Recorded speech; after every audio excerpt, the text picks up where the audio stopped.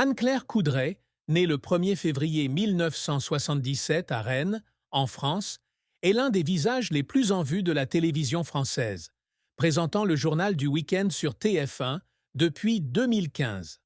Avec son apparence élégante, sa voix chaleureuse et son attitude professionnelle, elle est devenue un symbole de confiance dans le cœur de millions de téléspectateurs.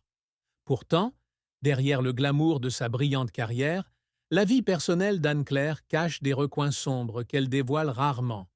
Récemment, dans une rare interview début 2025 avec Gala, elle a admis de manière inattendue une triste vérité sur son mariage avec Nicolas Vix, l'homme avec qui elle était depuis plus d'une décennie et le père de sa fille, Amalia.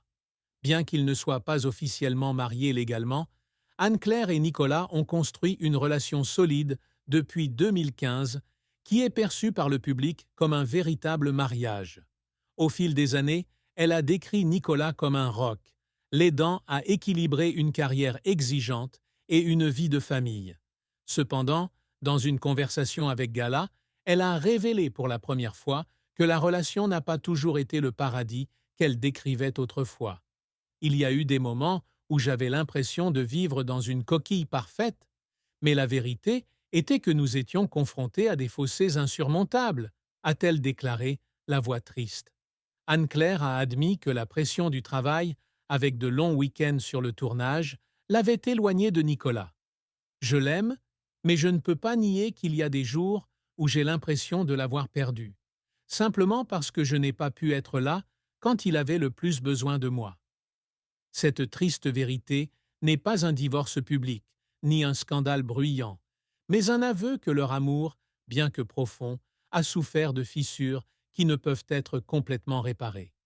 Elle a déclaré que Nicolas, un homme d'affaires prospère à la tête de la société WePlay, voulait souvent qu'elle réduise son temps de travail pour passer du temps avec sa famille, surtout le week-end, ce qu'elle ne pouvait pas faire en raison de son rôle irremplaçable chez TF1. Il me disait souvent qu'il voulait que je reste à la maison le dimanche pour prendre le petit déjeuner ensemble et emmener Amalia sortir.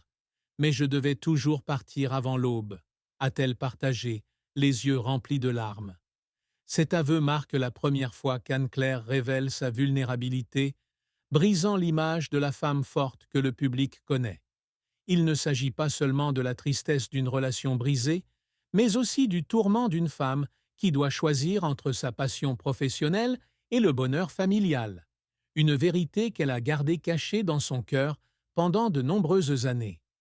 La plus grande tristesse dans la vie d'Anne-Claire Coudray n'était pas seulement les fissures dans sa relation avec Nicolas Vix, mais aussi la perte et la pression accumulées au cours de ses premières années et de sa carrière difficile.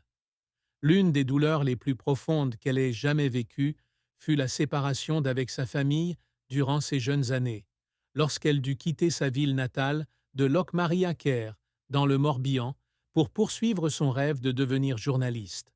Dans Tout commence par soi, un livre non officiel pour lequel elle a apporté des idées à des amis. Elle écrit « J'ai perdu les jours d'insouciance avec ma mère et mes sœurs, juste pour poursuivre un rêve que je n'étais pas sûr de pouvoir atteindre. » Ce sacrifice, bien que réussi, lui laissa un profond sentiment de tristesse à cause de ce à quoi elle avait renoncé. La carrière d'Anne-Claire a été un long voyage rempli de gloire, mais aussi de larmes. Diplômée de l'École supérieure de journalisme de Lille, ESJ, en 2000, elle débute sa carrière chez TF1 en tant que reporter de proximité à Lille, avant de revenir à Paris en 2004 pour rejoindre l'équipe de l'Information nationale. Dans ses jeunes années, elle était une correspondante de guerre courageuse, couvrant des lieux chauds comme les Jeux olympiques de Pékin en 2008, l'élection présidentielle américaine de 2008 et même des zones de conflit dangereuses. Son plus grand succès survient en 2012, lorsqu'elle remplace Claire Chazal à la tête du journal du week-end sur TF1, et elle devient officiellement un visage incontournable à partir de 2015.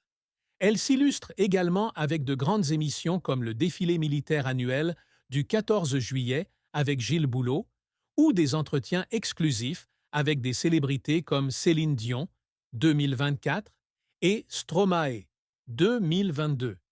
Mais derrière ces succès se cachent des échecs et une pression terrible. Anne-Claire avouait dans une interview accordée aux Parisiens en 2020 qu'elle avait beaucoup pleuré lorsqu'elle a endossé pour la première fois le rôle de Claire Chazal, une icône qu'elle respectait, mais aussi une ombre trop grande pour être surmontée. Je me sentais comme si je n'étais pas assez forte, pas assez belle, pas assez